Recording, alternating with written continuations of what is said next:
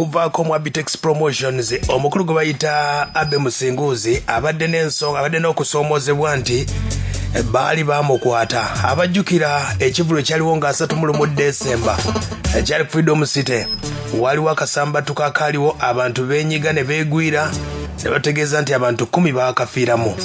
Poliisi mu kunoonyereza omukulu wa Abitex abadde mu kkomera. Oyaviiridde mu kkomera mubadde mumanyi nti abadde n'abayimbi bamanaginga mubaddemu omukyala gwe bayita Serene bata mubaddemu ne gwe bayita Peace Lalisa. Omukulu ono Abitex yavudde mu busungu obw'amaanyi n'ategeeza nti omuyimbi gwe bayita Serene bata yabagoba agamba nti kyannaku nnyo naye nga abataddemu ssente miliyoni nga 3.5 azitadde mu Serena miliyoni 5 azitadde mu Peace Lalisa. Wano nno Abitex abatalimba awugaba mazima. Abitex obanga ojjukidde COVID bwe yatambulira Serene bata ndowooza abayimbi abaaliko mu COVID 22 yali Serene bata n'omukulu gwe bayita Palaso. Abitex n'ayiriba endongo n'agiriba n'agamba nti omwana w'obuwala oyo gwe bayita Serene bata kye bayita empisa zaagaana kati mu mbeera eyo bayawukana bubi nnyo.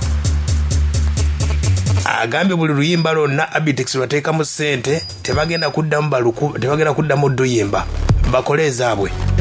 Omukulu wa Abitex atandikidde wano yakava mu kkomera waviiridde mu kkomera obusungu buubuno. Serene bata n'akamuteekamu ssente ziri mu milioni nga 3.5 bali natandika mu myaka 2. Serene bata nalina gaana kumwogerako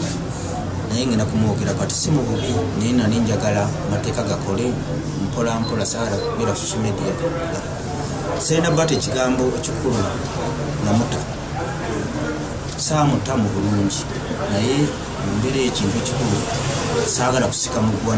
naye n'essaawa byonna byetuuse kusika omuguwa era tujja kusika amateeka galamule. Serene bata yandaga nti goolo za Serene bata aluubirira ali mu birooto ebitono. Naye osobola okubaawo ng'oli ku birooto binene ozimba muyimbi kuba namboole omuzimba oyinza okizimbira emyaka 4 5 naye ate ye alowooleza mu kukuba big zone nasa. Aya basi Abitex wategeeza nti ebirooto bya mwana bala Serene bata yali amusuubiza ebirooto eby'okukuba namboole ye ebirooto by'ayina aya si byangu. Abitex ayongeddeko nti omwana oyo ekintu kye bayita empisa olira Serene bata oba oyogera naye ne mu public akulaga omuwala ow'empisa omuntu naye ayina ebigambo byayogera omutima gwange gumukyawa. Waliwo namawulire yamukubira essimu n'agamba we yayasamira bwasamiza social media nja muwa kikyali kimu. Ekyokubiri twatuula endagaano yaffe egamba tutuulamuko ne twogera sayidi zeeri n'ezaffe tunaba kusazaamu endagaano. Namugamba Serene bata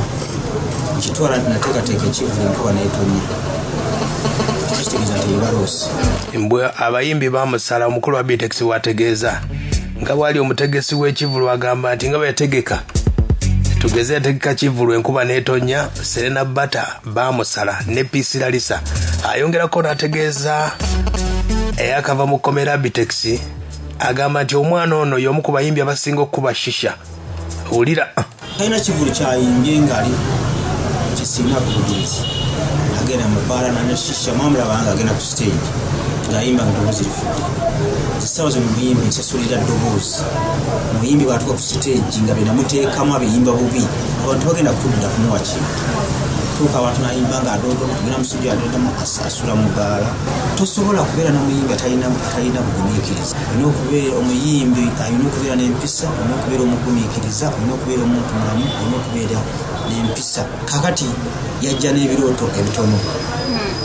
Okitegedde ensonga za Abitex ategeezezza nti abayimbi bano bonna agenda mu kkooti.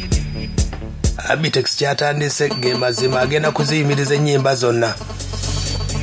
kubanga yazinako obwannannyini zonna ze baakola okuva mu COVID. Serene bata ne Peace Lalisa owulira tewali kuddamu ziyimba. Era binkiira ku makya nga bagenda okukiraba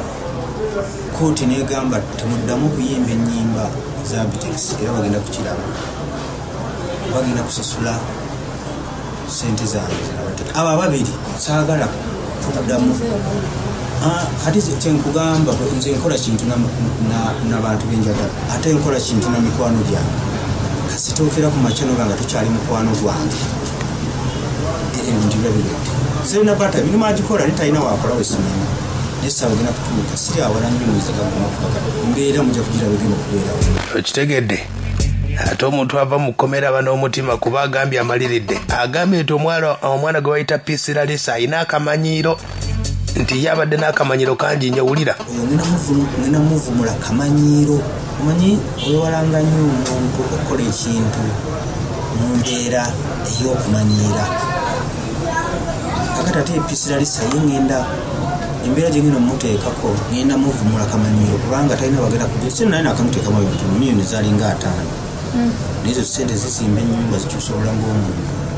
kuba noba tobaza ebintu birala nobala vidiyo zisooka 3 zenakola kuba nakola vidiyo ya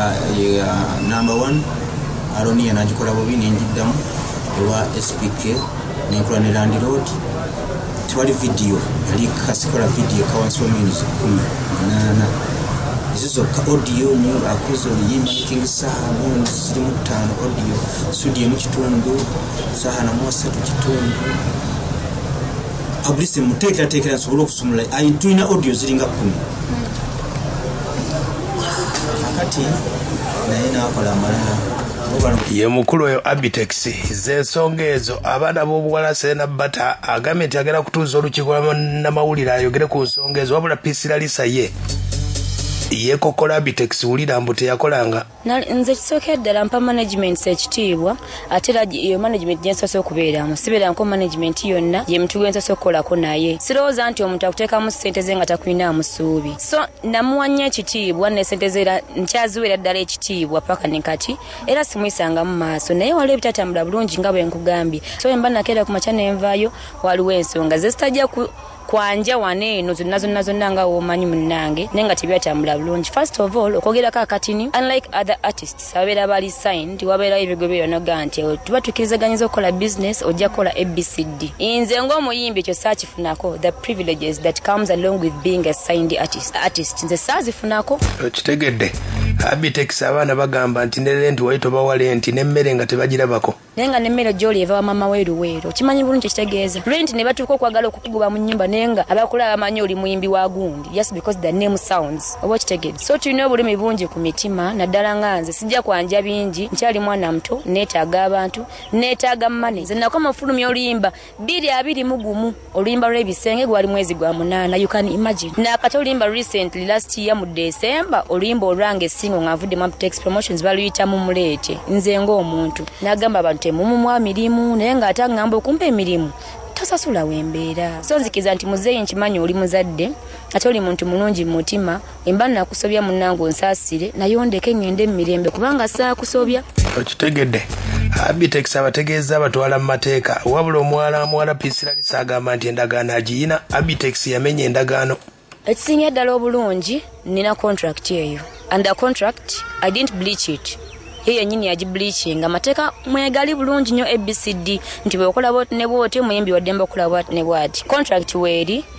nyina lawyer wange kusaidi yange ne lawyer we abimanyi ko binali mpitamu naye kyanawiddewo nga gamatagala nyimbe nyimba ze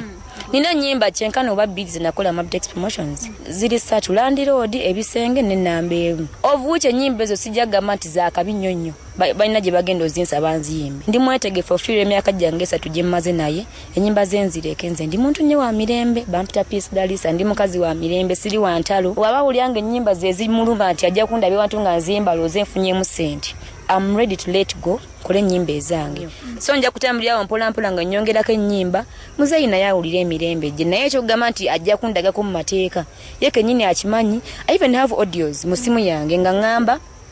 genda nkutadde genda mu mirembe nze sikubanja okitegedde obujulizi z'ensonga ezo ez'abaana bawala okuvaako mu Abitex akadde kano talina muyimbi wadde n'ogo mukomera yavuddeyo nga bwali era ennyimba zayina oba